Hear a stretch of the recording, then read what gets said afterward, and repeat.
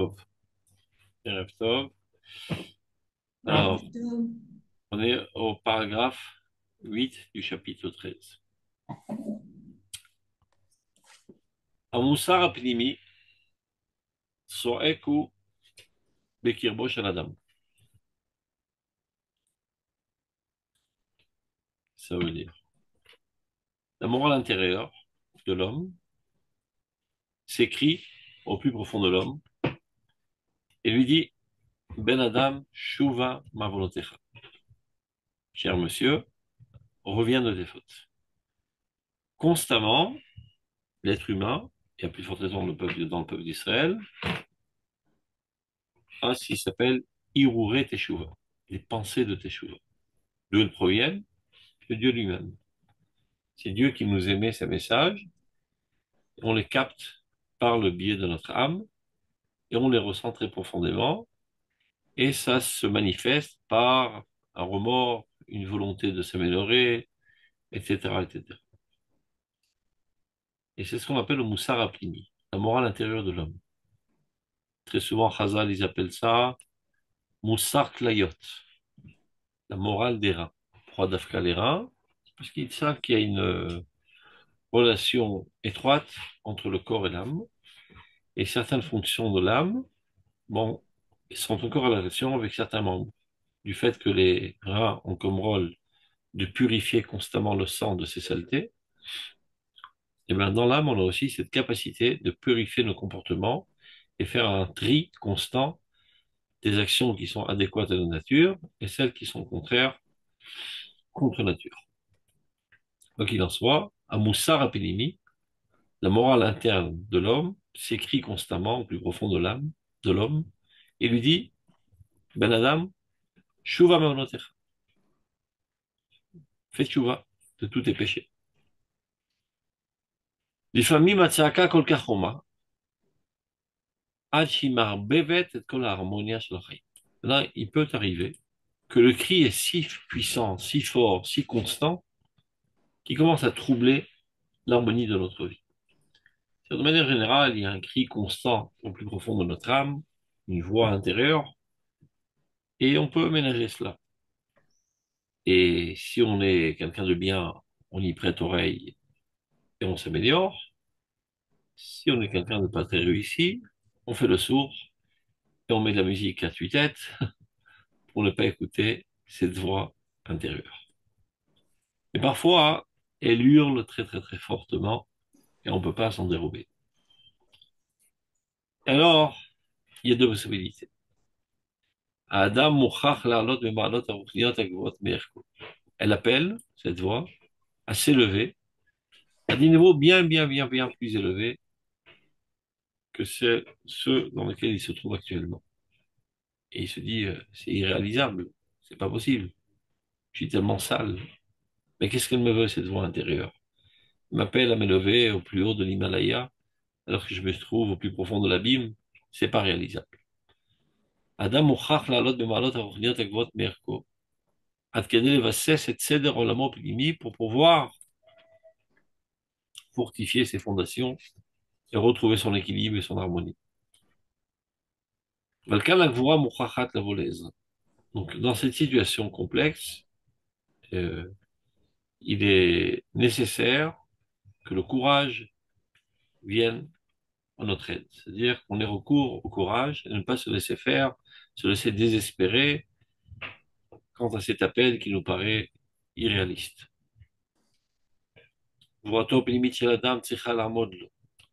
C'est le moment de mobiliser toutes tes forces d'âme, tout ton caractère le plus puissant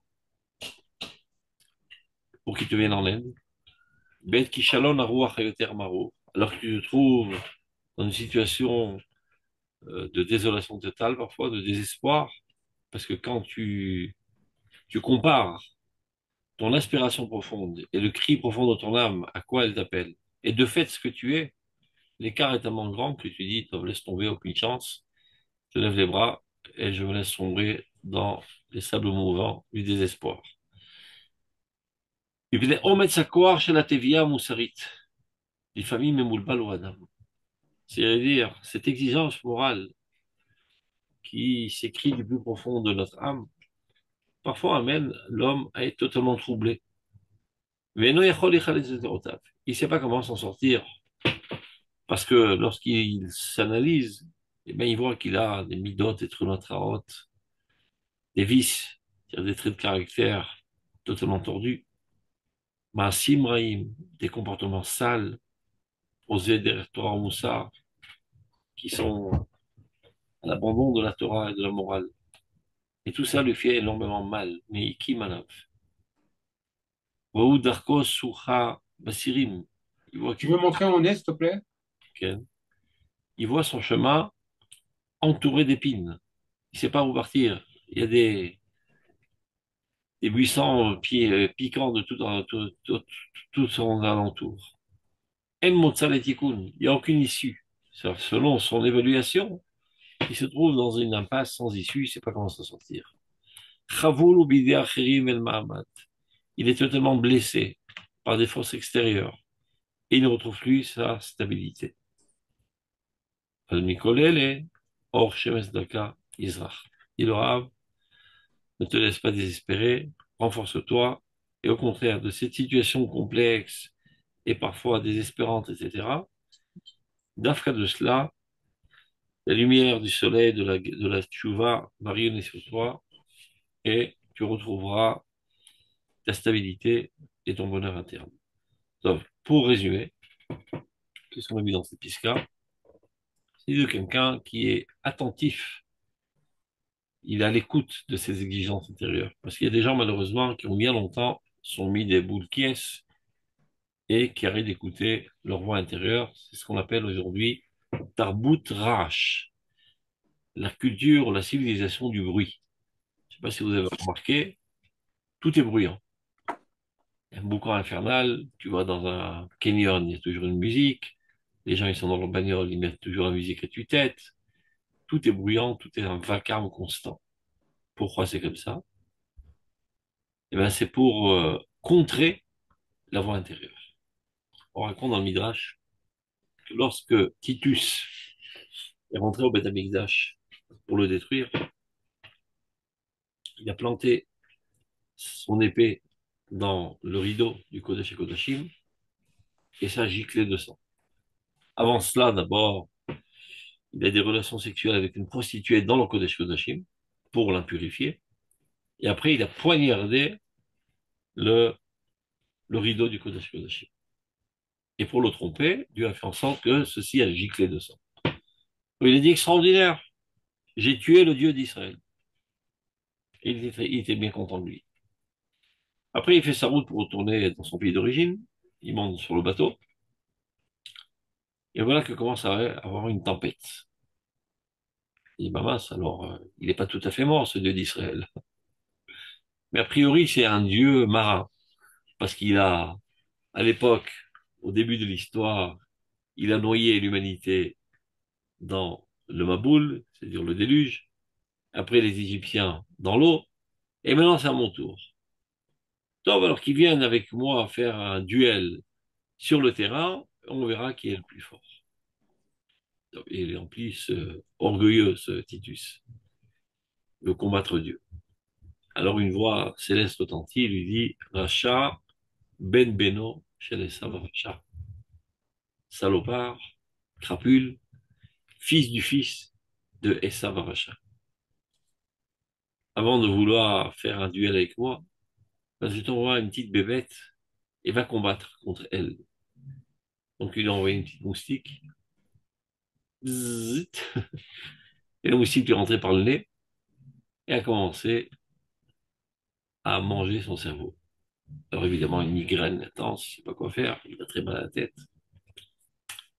Après, il arrive au port et il attaque sa tête, il attaque sa tête avec une migraine infernale. Et voilà que par hasard, il passe près d'un forgeron qui tapait sur le fer. Et tout d'un coup, il a plus mal à la tête. Ah, super astuce. Probablement que le bruit du marteau du forgeron effraie ses moustiques et elle arrête son repas. Et c'est comme ça que ça me calme ma douleur. Donc il s'est loué une chambre d'hôtel à côté du forgeron. Et comme ça, il a solutionné son problème. Ouais, mais après quelques temps, La moustique s'est accommodée à ce bruit environnant et elle a continué son repas et la migraine reprend. Donc il va comme un fou dans la rue. Tout ça c'est marqué dans le Talmud, hein. Il attrape sa tête et il passe près d'un forgeron qui frappe encore plus fort sur le fer et ça le calme. Et ainsi de suite, de plus en plus fort, de plus en plus fort. Finalement, dit le Midrash, il en est mort et quand on a ouvert sa tête, on a trouvé un oiseau énorme qui avait dévoré son cerveau. Bon, évidemment, tout ça est une métaphore. Ne cherchez pas la moustique et l'oiseau dans le crâne d'un homme.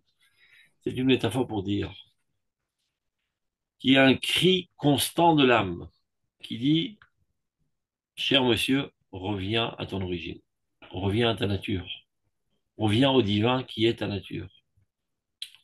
Et ça dérange, parce que ça me donne des scrupules, et après des sensations de culpabilité, etc.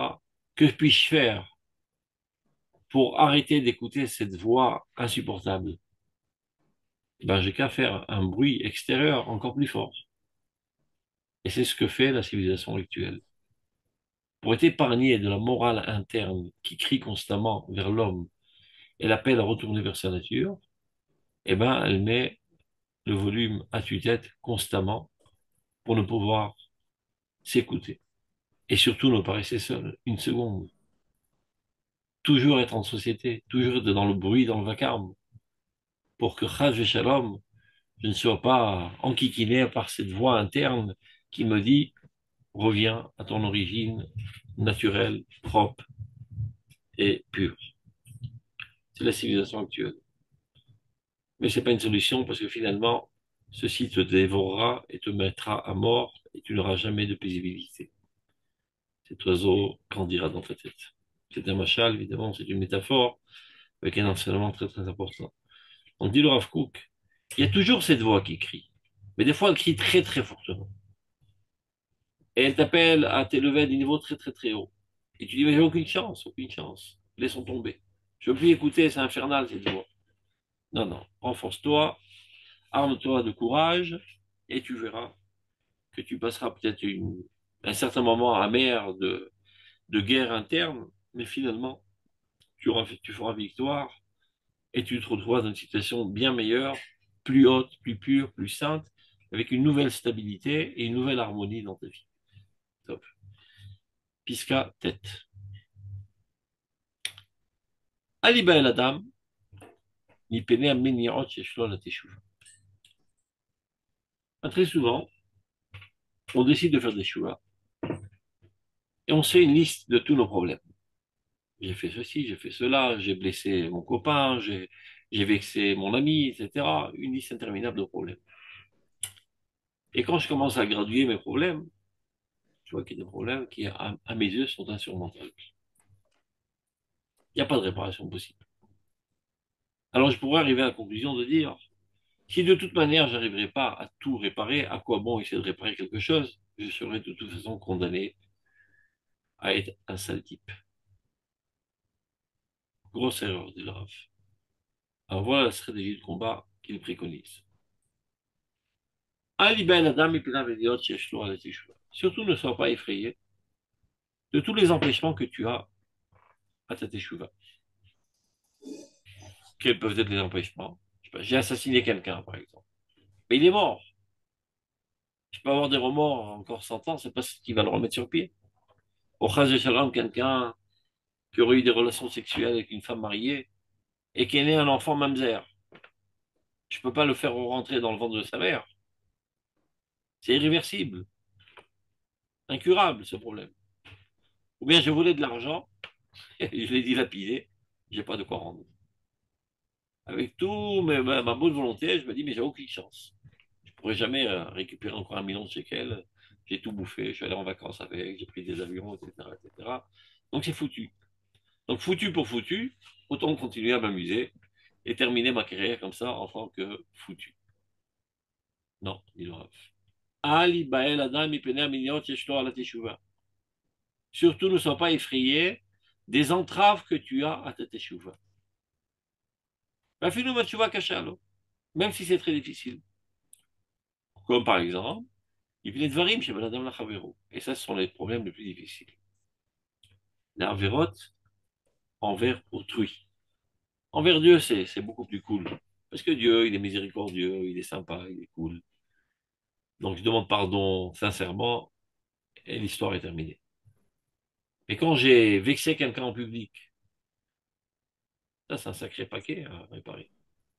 Parce que de lui demander pardon entre quatre yeux, ça ne sert pas à grand-chose. Il faut lui demander pardon dans la même situation, devant le même public. C'est un sacré paquet.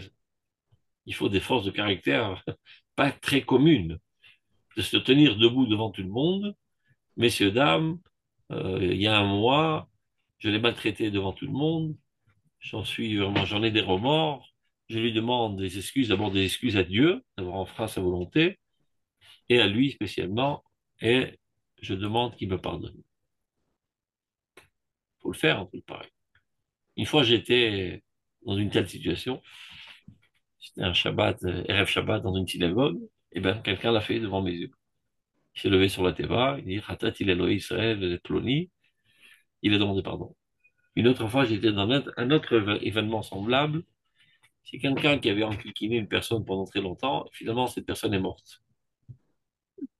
Selon la halakha, il faut prendre 10 personnes avec toi et aller sur sa tombe et lui demander pardon. Donc, il m'a invité en tant qu'une des 10 personnes, et il a dit cette phrase, Ratat il Elohim Israël, Veleploni, et il a expliqué en quoi exactement il a fauté, et il a demandé pardon à son âme. Non, mais il faut avoir vraiment une force de caractère de faire pour le faire, c'est pas donné à tout le monde. Donc, celui qui se trouve dans une situation si complexe, parfois, il te dit, bah, je serais jamais capable de faire un truc pareil. Donc, avant d'aller réparer les petites choses, je sais pas, j'ai volé un demi-centime, ou bien je suis pas tout à fait McPeach pour le Hot Bichoul, je mets le thé dans le deuxième verre, le mets dans le troisième verre, qui sont a priori à mes yeux des détails insignifiants relativement à cette faute de gravicisme.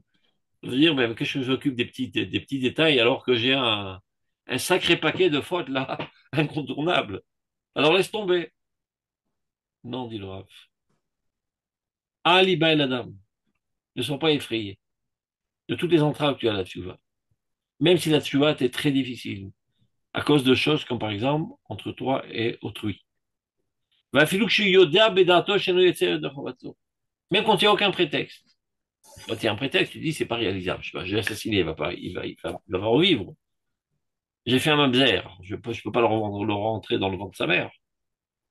Mais j'ai volé 10 000 shekels et j'ai 10 000 shekels dans la poche, mais je suis un radin. Je suis pas fichu de mettre la main dans la poche et de lui rendre. Donc, a priori, je n'ai aucun prétexte. Et je fais de tout pour vouloir, et je n'arrive pas à vouloir. Je suis un sale type. Je suis un hypocrite. À quoi bon m'occuper de petites choses insignifiantes, des petits détails de rien du tout, alors que j'ai un gros paquet de fautes comme ça envers autrui, et je n'ai aucun prétexte qui justifie le fait que je répare pas, et malgré tout, je ne le répare pas. Il dit, Afilu, kishuyoda bedato shenei yotzei dachavato, ou mitoch rezurifionot, à cause d'une faiblesse de caractère. Parce qu'il est radin, parce qu'il est peureux, parce qu'il est timide, peu importe. Et là, il n'est pas fichu de réparer les fautes entre lui et ses prochains. Al yaniar bilbavo shum chalishut dat. Encore paumé là. Al yaniar bilbavo, qui ne laisse pénétrer dans son cœur aucune faiblesse. Agoramet lactine et tikrat erka shel tshuva, qui viendrait rapetissir la valeur de la teshuva. De dire, à quoi bon faire tshuva sur les petits détails? Si cette grande montagne, j'arrive pas à la surmonter. Non, la tchouva est tellement importante. C'est une énergie atomique, explosive, cosmique. Même si tu en prends un micron de teshuva, c'est déjà quelque chose de grandiose. Ne délaisse aucun point de teshuva que tu es capable de réaliser. Ne dédaigne aucun point de teshuva que tu es capable de réaliser, même s'il y a des grosses choses que tu ne peux pas réaliser. Et si tu vas dans cette démarche que je te préconise, dit le Rav Kook, en safek, Cela ne fait aucun doute. שמתוך ההשלמה בכל מה שיש לו מניעות, שאין לו מניעות, יזכהו השם יתברך לתקן בכי טוב גם את כל הדברים שיש לו עליהם מניעות גדולות שאי אפשר לו לנצחם. Dit le Rav, il n'y a aucun doute que si tu arrives à parfaire toutes les choses envers lesquelles tu n'as pas d'entrave, qui t'est facile à réparer, alors Akadosh Baruch Hu t'amènera à ce mérite de réparer même les choses qui te paraissent insurmontables. Il te donnera les forces d'âme, les forces psychologiques et les capacités et les moyens techniques de réparer ces fautes qui te paraissent insurmontables. Fos kefi roltecha. Prends dans la chouva ce que tu veux prendre dans un premier temps. Et n'essaie pas d'être trop rationnel, de dire ah, c'est du bidon toute cette histoire. Je m'occupe de petits détails alors qu'il y a un super gros paquet d'arvera que j'arrive pas à surmonter. Occupons-nous d'abord de l'essentiel. Après, on s'occupera des choses périphériques. Non, prends pas la tête dans le mur. Tu te fais une auto-évaluation, qui est juge ou pas juge, peu importe, mais pour l'instant, c'est ta situation, que tu n'es pas capable de faire cela. Mais il y a d'autres choses que tu es capable de faire. Ah ben, fais-les. Et cette satisfaction de réussite te donnera les forces d'âme pour après aller te mesurer aux problèmes plus complexes. Et plus encore, du fait que tu as écarté de toi des petites fautes, en fait, tu écartes des écrans qui empêchent le flux divin de te pénétrer. Une fois que tu les as écartés, le flux divin te pénètre et tu grandis de manière absolue, objective. C'est pas seulement quelque chose de psychologique. Objectivement, absolument, tu n'es plus le même être. Tu as grandi. Et donc, ce péché gravissime qui te paraissait irréparable, incontournable, c'est parce que tu étais petit. Maintenant, tu as grandi. Et tout d'un coup, ça te paraît faisable. Donc, va selon tes directives et tu réussiras. Tête, tête, prime, 9 primes. L'emploi est des primes et des deux primes, parce qu'il y a eu plusieurs éditions de Rotat Teshuvah, et chaque fois ils ont rajouté encore des piscarotes. Ils n'ont pas voulu changer la pagination et l'ordre des piscarotes qui étaient déjà mentionnés dans d'autres livres qui expliquaient. Car comme on le sait, la quasi-totalité des livres du Rav Kook, ce ne sont pas lui-même qui les a édités, mais son fils, le Rav Tzviuda Cohen Kook. Le Rav Kook n'était pas un écrivain commun qui s'asseyait avec un stylo et qui cogitait et qui analysait et qui réfléchissait et qui commençait à écrire. Mais de temps à autre, il était violé, si je peux dire ainsi, par Dieu, attaqué du monde céleste et ressentait un profond besoin d'aller écrire. Donc, la première occasion où il trouvait un stylo, un papier, hop, il déversait la pensée qu'il était venu du ciel. Et après, il jetait ça n'importe où. Mais ce n'était pas un livre. Il eût fallu que vienne son fils, qui récupère tous les écrits, qu'on évalue à des centaines de milliers de paragraphes, et reconstruire tout un puzzle qui retranscrit la chita de la tchouva qui était dans la tête du Rav Kook. Et quand le Rav Tzviuda lui a montré, il lui a dit c'est exactement ce que je voulais faire. Je n'étais pas capable de le faire. Donc les 3 premiers chapitres, c'est lui qui les a écrits dans l'ordre, et tout le reste, c'est le Rav Tzviuda, dans l'ordre de Teshuvah. Et tous les autres livres du Rav Kook, c'est comme ça. C'est pour ça, quand tu demandes quel est l'auteur du livre, il y en a deux, le père et le fils. Il y a Ruach HaKodesh, du penseur, qui provient évidemment d'une analyse générale de tous les écrits saints, et c'est essentiellement de la Kabbale qu'il a avalé toute sa vie. Donc ça crée toute une harmonie. C'est comme une abeille qui picote un petit peu partout, sur toutes sortes de fleurs, et après ça donne du miel. Et ce miel, évidemment, est finalement une composition de tous les éléments qu'il a avalés ça et là, mais c'est un autre ordre, ce miel, que toutes les choses qu'il a avalées. Et c'est une nouvelle création qui est évidemment accompagné de Roi HaKodesh pour la mettre dans ce monde. Et après, il y a un autre Roi HaKodesh, c'est l'Aricha. Comment éditer? Quel pisca mettre avant quel pisca? Pour ne pas arriver à de faux sens, qui pourraient donner de fausses compréhensions. Tu lis une certaine pisca, tu as une certaine déviation à croire qu'il veut dire ça. Vient une autre pisca qui vient contrecarrer ces déviations, qui te remet sur le bon chemin. Et ça aussi, c'est un génie extraordinaire. Et en cela, le Rav Siouda, qui était son fils, était plus grand que son père. Et c'est lui-même qui le dit. Donc quand tu demandes qui est l'auteur de ce livre, et comme tous les autres livres, il y a deux auteurs. C'est pas tellement commun de voir un livre avec deux auteurs. Le Rav Kook et son fils. Chochmat Yitzhira et Chochmat Aricha. Pas qu'on dit ça Aricha à la mise, on dit ça en français. Je suis pas sûr d'avoir bien entendu. Tu as dit que le Rav Kook, le Yehuda Kook, quelque part, il était plus grand que son père et c'est lui qui le dit. Qui c'est lui? Le père lui-même. Dans la Aricha.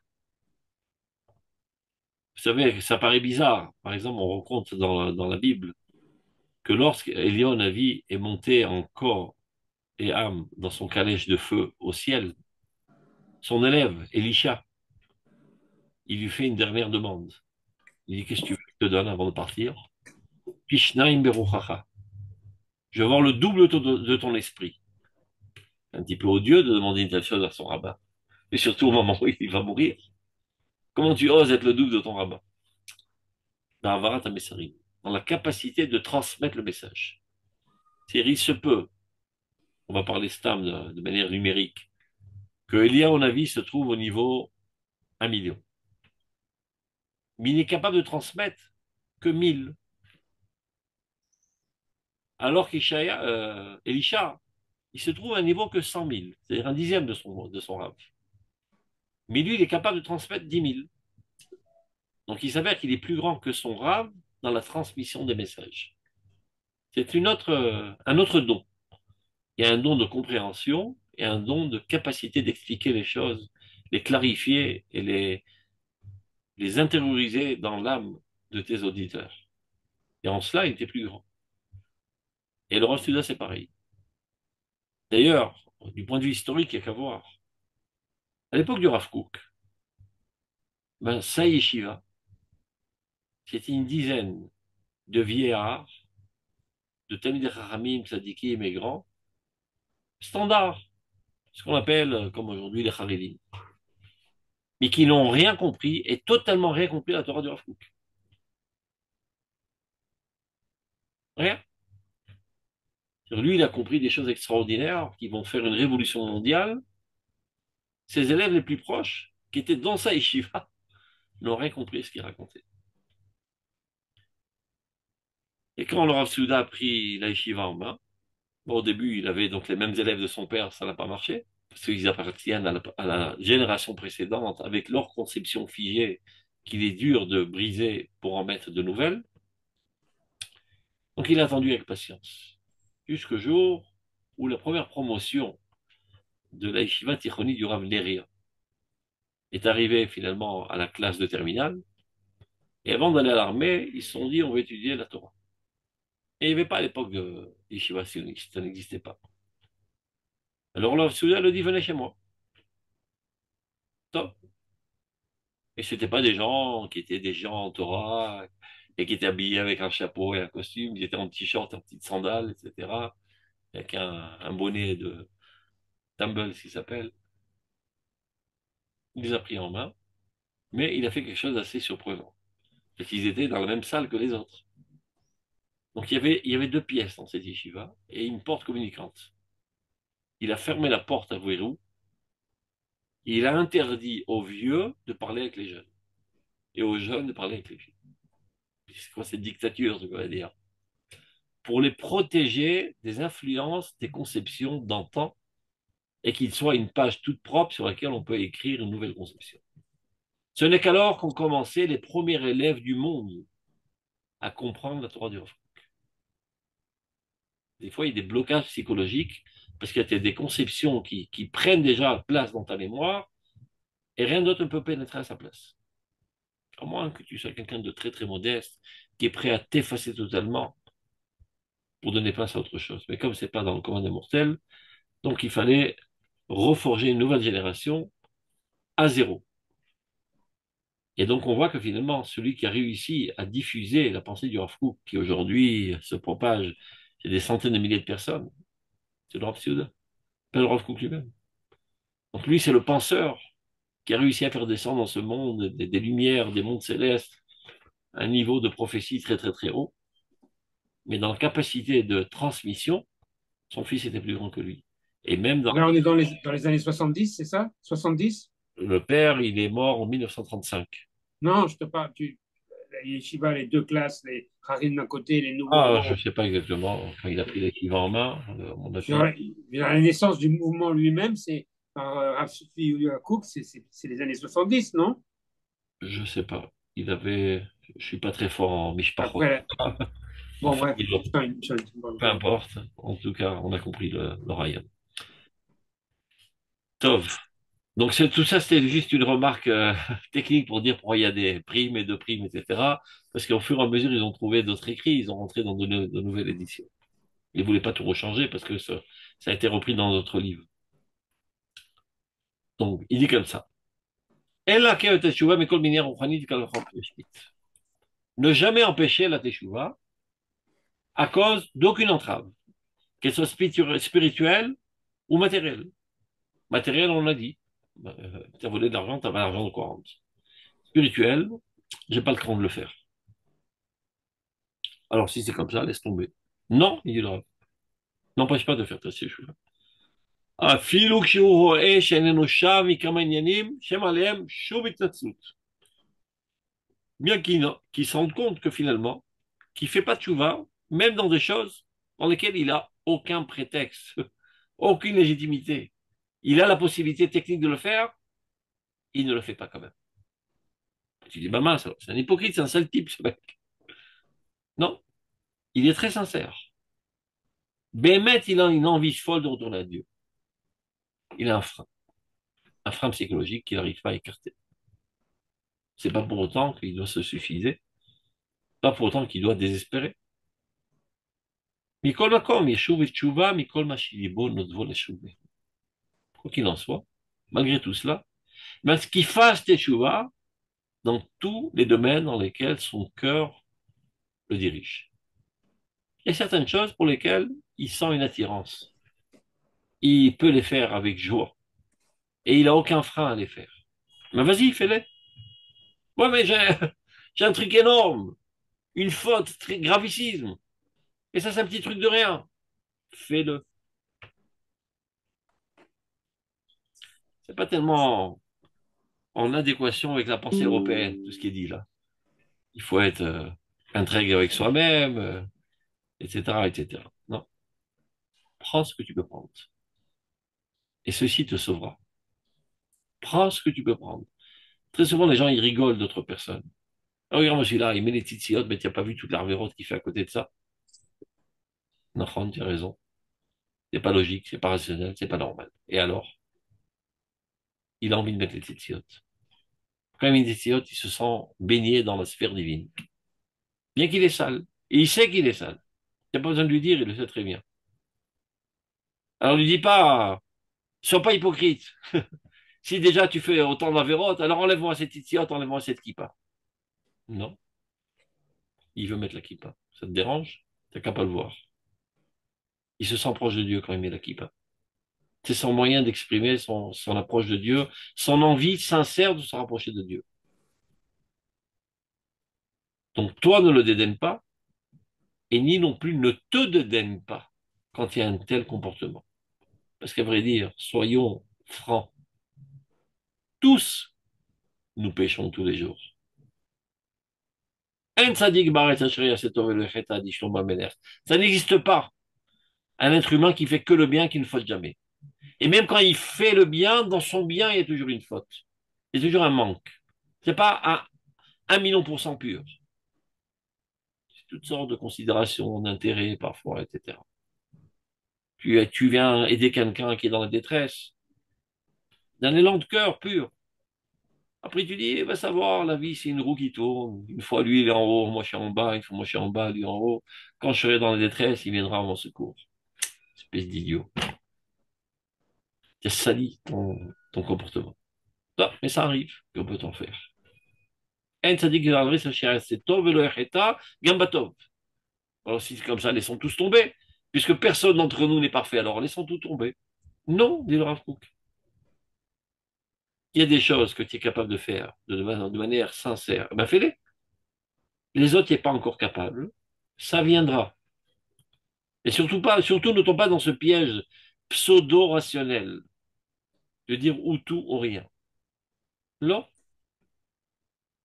on ne vient pas, chas shalom, légitimiser les faiblesses et de dire que c'est bien et que c'est normal et que c'est extraordinaire. C'est une faute, c'est gravissime et il faut te prendre en main le plus vite possible. Mais ce n'est pas une raison pour tomber davantage. C'est ce que dit Shlomo Meller. Al tier rachat arbe. Ne sois pas beaucoup rachat. Et un peu rachat, c'est permis. Ça veut dire la chose suivante. C'est pas parce que tu es un peu rachat que c'est une légitimité pour être encore plus rachat. De toute façon, je suis pourri, alors pourri pour pourri, autant m'éclater toute la vie. Après, on se débrouille avec le mon Dieu. Il y a Non, aussi Al-Tiyet Sadik Arbe. Nachon d'abord. Donc, Nachon, on est tous un petit peu réchaïs. Et on s'efforce constamment de se nettoyer. C'est pas parce que tu n'es pas capable de te tasticoter à 100% que tu vas pas prendre une douche quand même. Ce que tu peux nettoyer, tu nettoies. Et demain, tu nettoieras davantage. Et fort de ce nettoyage, de cette sensation de pureté, ça te motivera de te purifier davantage. C'est une méthode pédagogique de commencer par les petites choses. C'est Voilà, toujours plus facile. toujours. Et après, on est content, alors on ira un peu plus haut. Ça, Et c'est la première étape. c'est une pédagogie très simple, très bonne. Nahon. Et avec les enfants, nous avons mesuré ça. Et après, ils finissent professeurs de Dieu, de l'université. Mais on a commencé par lui demander de nettoyer sa chambre. Voilà, très bien. C'est la mère, elle est parfaite avec ça. Nahon. Vive les mamans qui savent éduquer. Plus que les papas parfois. Ils sont intransigeants. Ou tout ou rien. Voilà, c'est les hommes, ça. Donc on dit au monsieur, va prendre ta cigarette dehors, laisse-moi faire.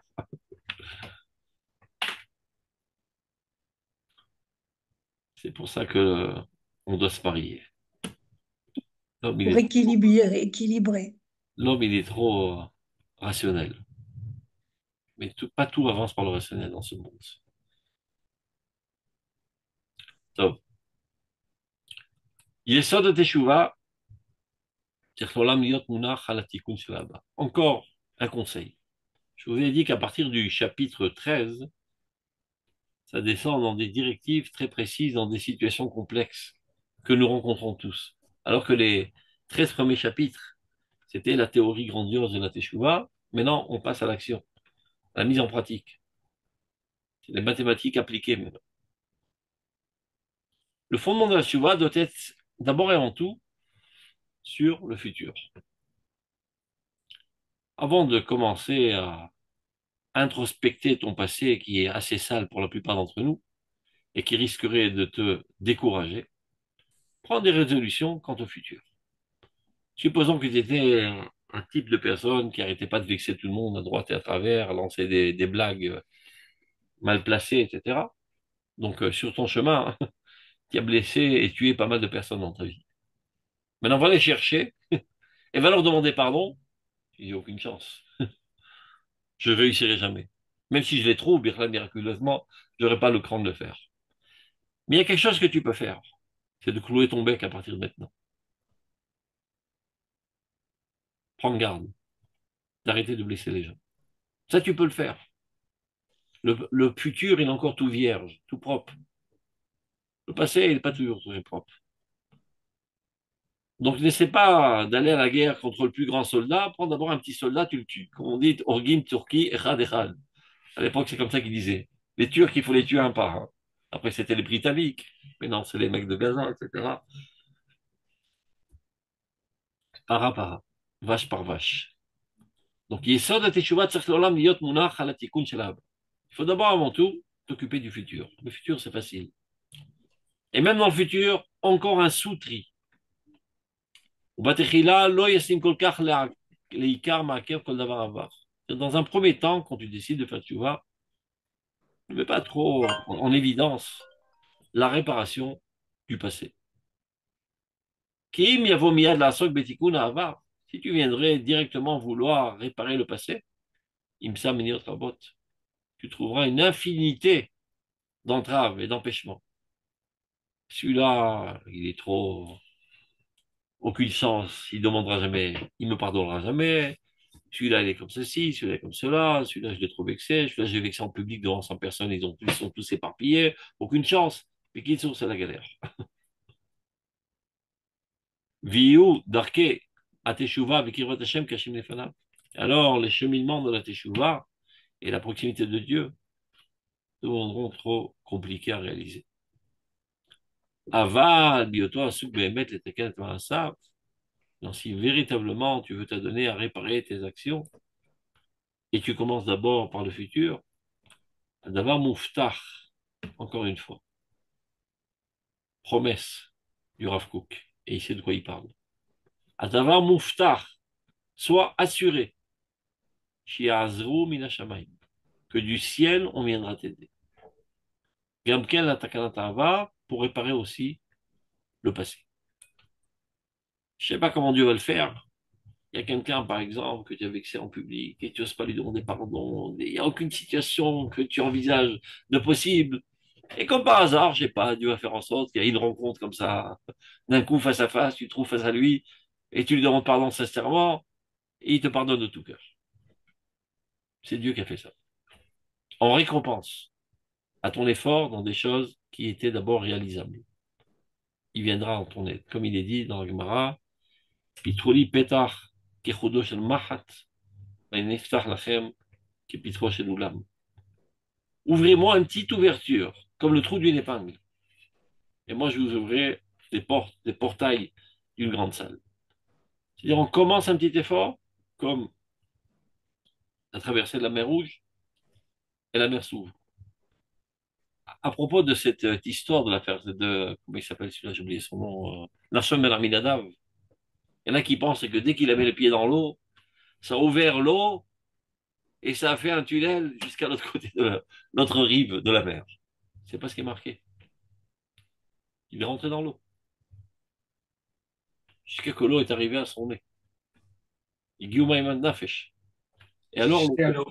l'eau s'est ouverte. Mais elle s'est pas ouverte dans un tunnel infini. Elle s'est ouverte un demi-mètre devant lui. Et à nouveau, il a continué à marcher jusqu'à qu'il ait l'eau dans la figure. Et encore une fois, ça s'est ouvert. Il faut constamment s'efforcer et écarter les peurs imaginaires. Et alors, la mer s'ouvre dans toutes les situations les plus complexes de ta vie. On va dire insurmontable ce problème. Mais comment, cette espèce de fainéant? Et tu vas voir que ça va s'arranger. Sois confiant en Dieu. Yud. Yashadam. Shatevia Moussarit. Meira Benishmato Bebirut Gadola. Il y a des gens qui sont comme ci, comme ça. Donc l'exigence morale éclaire très fortement de leur âme d'une clarté grandiose. Qu'est-ce que ça veut dire? Il explique. Kol tsiur shel romemut musarit shu metzayer, miad nafsho nidbat mimeno latim imalachaya. Dès qu'il commence à concevoir un niveau de moralité, un niveau de sainteté, de pureté, suite à une lecture, un approfondissement dans une étude, de suite il veut réaliser. Il ne peut pas supporter cet écart entre sa réalité actuelle et ce nouvel idéal qu'il vient de concevoir, de percevoir. Pas tout le monde est comme ça. Il y a des gens qui lisent, ça leur fait ni chaud ni froid. Qui rencontrent quelqu'un de grandiose, de noble, de saint, de pur, d'idéaliste, ça leur fait ni chaud ni froid. Mais il y a des personnes qui ont une sensibilité morale très développée, une exigence morale très développée, qui fait que dès qu'ils comprennent quelque chose, ils veulent de suite le réaliser. De suite, son âme exige de lui que son comportement soit adéquat, désormais, à ce qu'il vient de comprendre. Maintenant, il y a un problème. Quel est le problème? מתוך שהמעיין הציורי הוא שוטף עם מהירות הרבה יותר מהתנועה המעשית והתכנים הטבעיים, la capacité intellectuelle de comprendre les choses va à une vitesse bien plus grande que la capacité de réaliser dans le concret. Je peux comprendre de suite c'est quoi, par exemple, dans le Mesilat Yesharim, le chapitre 26, Madrigat Akdusha. Je peux le comprendre. Et que pour autant, je suis Kadosh. Je suis parti pour 50 ans de travail pour arriver à ce niveau. Il faut me nettoyer de tous mes sales caractères, de toutes mes faiblesses, de toute ma petitesse, etc., toute ma mesquinerie, et d'arriver à un idéal grandiose, intègre dans ma personnalité. Ça prend du temps. Donc il y a toujours un écart. C'est incontournable. Il y a toujours un écart entre tes aspirations les plus hautes et la réalisation de tes souhaits, de tes aspirations. Mais lui, il est comme ça. Il ne peut pas supporter une seconde rester dans l'écart. Il a vraiment un gros problème, ce bonhomme. Il est conscient que ça doit être comme ça, mais il ne peut pas supporter. Il y a une exigence très forte qui n'arrête pas de le secouer. Rends-toi adéquat à ce niveau. מתוך שהמעיין הציורי הוא שוטף במהירות הרבה יותר מהתנועה המעשית והתכנים הטבעיים. Ça, c'est un phénomène cosmique, c'est toujours comme ça. Que la capacité intellectuelle va bien plus rapidement que la capacité de réaliser dans le concret tes aspirations, tes élévations spirituelles. Parce que ça dépend de la nature du corps et de ton psychisme aussi, qui va plus lentement. L'existence n'a pas d'aile. C'est pas comme la comprenette. L'envol de la comprenette, ça va très vite. Mais ton corps, il pèse 90 kilos, il faut le traîner jusqu'à là-bas. Il a toutes sortes de bassesses, des pulsions sales, etc. Donc ce type de personnage, il est toujours rempli de douleur et d'amertume. De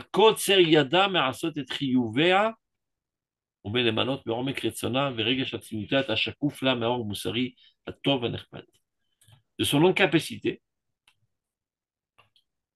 de remplir ses devoirs au plus profond de sa volonté et de son sentiment, tout ce qu'il comprend, à chaque souffle, tout ce qui lui devient transparent, qui lui devient clair. Donc il est constamment en douleur, en amertume. Il comprend des choses, c'est quelqu'un de profond, qui peut comprendre des choses très hautes, très profondes, et il n'arrive pas à concilier avec le fait qu'il ne réalise pas ce qu'il comprend. Évidemment, c'est pas demain que tu veux donner un kadosh. Patience. Tu peux lui dire ce que tu veux, il ne veut pas. Ça le déchire de l'intérieur. Donc, qu'est-ce qui pourra arriver qui sera encore plus grave, dit le Rav? Yesh, il peut arriver que chez Miki Sharon Kadosh Zé, quel Kisharon? Quelle aptitude? Cette exigence profonde de réaliser de suite tes aspirations spirituelles. C'est un Kisharon que pas tout le monde n'a. Mais parfois, il y a l'envers de la médaille de ce Kisharon. Titzmach Yirat et Yitzira. Pourrait se développer en lui, pousser en lui la crainte de la créativité. Parce qu'il se dit, regarde, déjà je suis dans une galère insupportable de cet écart que je vis aujourd'hui entre mes aspirations, qui sont au niveau 1 million, et ma réalité, je ne suis même pas à 1000. Donc il y a un écart de 999 000. Et si je vais aller apprendre encore d'autres choses au niveau 10 millions, ça va décupler davantage ma souffrance, parce que l'écart va grandir. Donc arrêtons de comprendre. Je freine ma progression spirituelle. Et ça, c'est encore pire. Yesh, il dit le Rav. Chez Miki Sharon Kadosh, à cause d'Afka, de cette aptitude sainte, de vouloir de suite réaliser tes aspirations spirituelles, Titzmach Hirat et Yitzira, peut pousser la crainte de la créativité. Shelo Yarpotz Listakel Bebirut Atziurim. Il ne voudra plus regarder, s'approfondir, comprendre les concepts les plus clairs, les plus hauts, les plus saints. Chez Sham Ravi, même Yachat Théora Moussa, dans lequel il y a un mélange de descriptions morales, scientifiques, Ashkafot Adinot, toutes sortes de conceptions délicates, chez Ben Kodesh, dans les plus hautes sphères de la sainteté, il ne veut plus y toucher. Il dit, la dernière fois que j'y ai touché, ça m'a créé une douleur pendant quelques mois, arrête. J'arrête ma progression spirituelle. Stagnons. Quand je fermerai l'écart, je continuerai à étudier. Kedesh Eloi rappelle Saharo, pour ne pas multiplier davantage sa douleur. Adbelida est devenir infini. Grosse erreur du Rav. Mais Mahamad Kazet Tzrichim Lotzi la poêle est à Oz Anafshi. C'est le moment d'aller mobiliser toute ta puissance d'âme, tout ton courage, tous tes efforts. Et continuer de saisir la tchouva retsonite au niveau de la volonté. Tu veux faire tchouva. Top, ça prend du temps. N'arrête pas de vouloir parce que tu te rends compte que tu ne fermes pas l'écart. Continue de comprendre et continue de vouloir davantage te hisser à ce que tu as compris. Tamid, Melava, et Bentivot, cette volonté, c'est ça, qui accompagne l'homme dans les cheminements de la vie la plus haute. Donc ne renonce pas à ces volontés saines et saintes qui est en toi. Et toute cette capacité d'élévation spirituelle qui est en toi, Nechmad, qui est si agréable, si propre. L'arbot Osher Kodesh, pour multiplier une richesse de sainteté en toi. L'agdil Torah veladira, faire grandir la Torah. Tu as une capacité que les autres n'ont pas. Tu as une capacité d'approfondissement, d'aspiration que les autres n'ont pas. Et c'est pas parce que tu n'arrives pas à réaliser de suite, parce que tu as un problème, je sais pas, tu es né comme ça, de vouloir réaliser. Tu es un impatient qui a une exigence de réalisation instantanée. C'est pas, bidiouk, comme Mashiach Now, Shalom Now, tout ce que tu veux. C'est pas une raison que la Torah en perde. On a besoin de toi. Continue. Alitenit kamesh. Ne te laisse pas te faner. À cause de tes exigences morales. Shemit Gabrot Alav, qui vont en se renforçant constamment en toi. Qui Au contraire, avec beaucoup d'assurance, va à la guerre. Et continue de gravir les échelons de la compréhension, de l'aspiration. Et il est vrai que tu souffriras toute ta vie, peu importe. C'est pas grave, tu n'es pas venu ici pour t'amuser. La vie, c'est pas une kermesse. Dit Shlomo Ameler, Mosif dat, Mosif machov. Tout celui qui rajoute de la connaissance rajoute de la douleur. Comme on dit en français, heureux les pauvres d'esprit. En sechel en bayot. Il n'y a pas de compréhension, il n'y a pas de problème. Tout est bien, il n'y a aucun problème. Tu deviens intelligent, tu comprends tous les problèmes, tous les dangers, tous les défis qu'il y a dans le monde. Oula, quelle galère! Quand j'étais idiot, la vie était calme. Alors restons idiots. Non, tu dois grandir. Avec, en étant prêt à payer le prix de la souffrance. Et ça s'appelle Issouré à Ava. Ce sont des souffrances d'amour. Des souffrances d'amour de Dieu, des souffrances de l'amour de Dieu envers toi. Top. Eh ben, il faut payer. Il faut être prêt à payer les souffrances pour assumer son amour.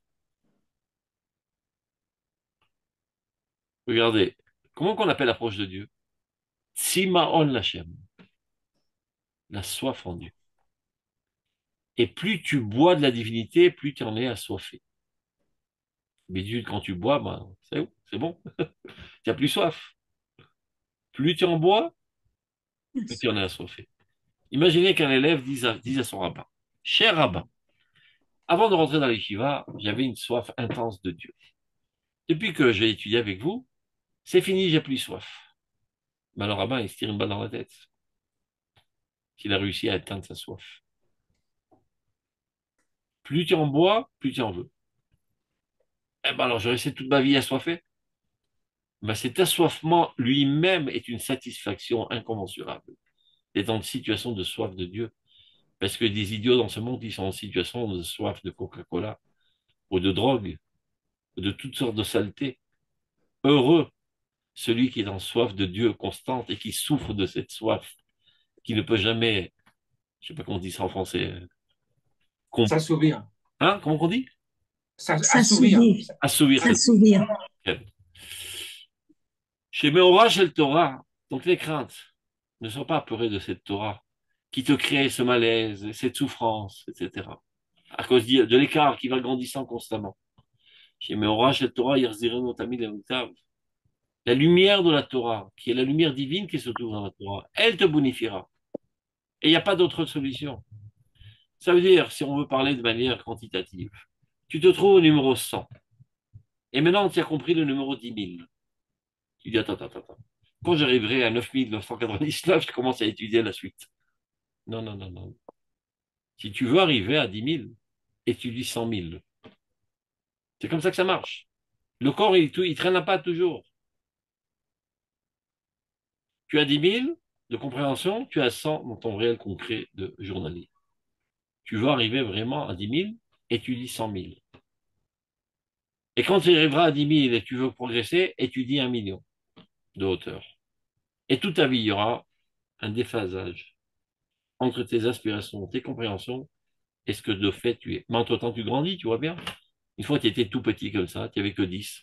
Et maintenant, tu es 1 million. C'est vrai que tu es très très loin de ce milliard auquel tu aspires, mais malgré tout, tu es quand même 1 million. Vezu Ashir à sa mère, Bechelko. Réjouis-toi de ta part. C'est vrai qu'il faut être en aspiration constante vers le futur, vers le grandissement. Mais ça ne fait pas de mal de temps à autre de jeter un petit regard en arrière et de voir où tu en étais il y a 10 ans et où tu en es aujourd'hui pour te remplir de satisfaction et de force pour continuer ton parcours. C'est comme la conduite dans une bagnole.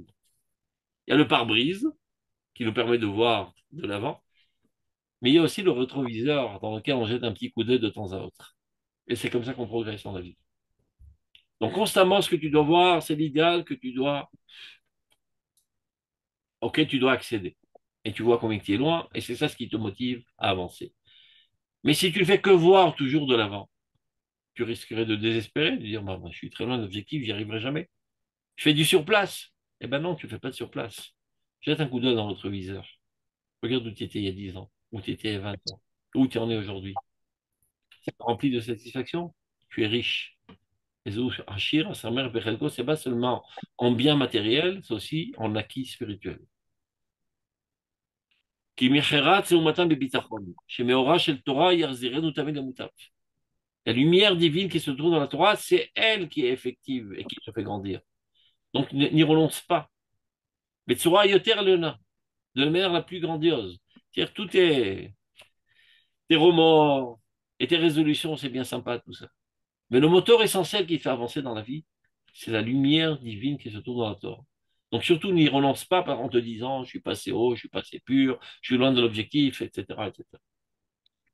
Vir et l'arbre de donc au contraire, multiplie davantage tes acquis intellectuels, les théories, tes conceptions, même imaginaires parfois.